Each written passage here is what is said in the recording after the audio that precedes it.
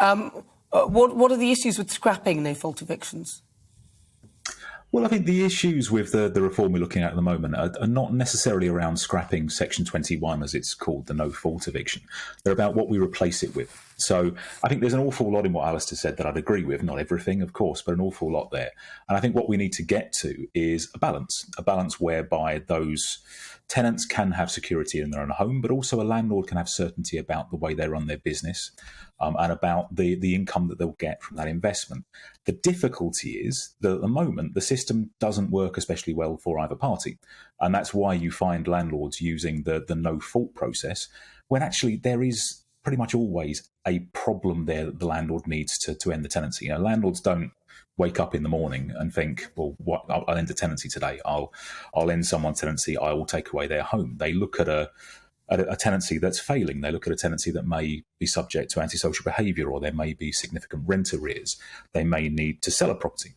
And at the moment, the easiest way, or quite often the only guaranteed way that they know they'll get vacant possession, is by using that no-fault process. So what we really want to focus on now is, I think we've accepted that no-fault will go, but we need to make sure that it's replaced by the kind of grounds and the kind of process in the courts that mean that landlords can still run their businesses and, crucially, provide those homes. Because my concern is that it'll lead to nightmare tenants taking advantage of landlords. I mean, I've had nightmare tenants, but thankfully I had rent protection, and it was, and they took over. But I was able to serve a Section 21.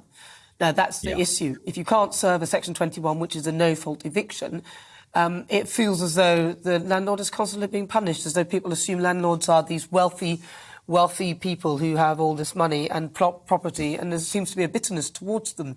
Am I imagining that, or is that a general view that you're getting? Oh, you're certainly not imagining that. We're not a popular group. And I think there certainly is a view that landlords have very deep pockets and don't necessarily need the same protections. We share those concerns, to be honest. I mean, the concern that there isn't an appropriate way to end a tenancy when you need to end it is a very, very significant concern for us. And I don't quite agree with Alistair when he says there's nothing to worry about in terms of good landlords not being able to end tenancies when they need to.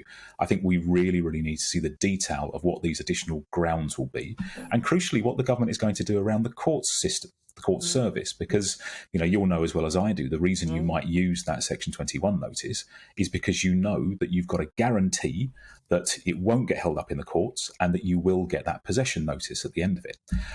When you go through what's called the Section 8 notice, which is the fault ground that we'll all have to rely on, you don't have that same guarantee, and we don't have the capacity in the court service to be able to have the security we need. So Section 8, just very briefly, if you could just describe it very briefly, what it is. Of course, yeah. So it comes down to when there's a breach in a contract. So when you sign up to what's called an assured short-hold tenancy, the kind of tenancy that most landlords use, certainly in England and Wales, you have a number of predefined reasons why you might bring that tenancy to an end. Now, Section 21 at the moment means you don't have to use one of those reasons. If you're outside of the fixed term, so outside of the contract term you've agreed, you can just serve 2 months' notice and the court will award you possession.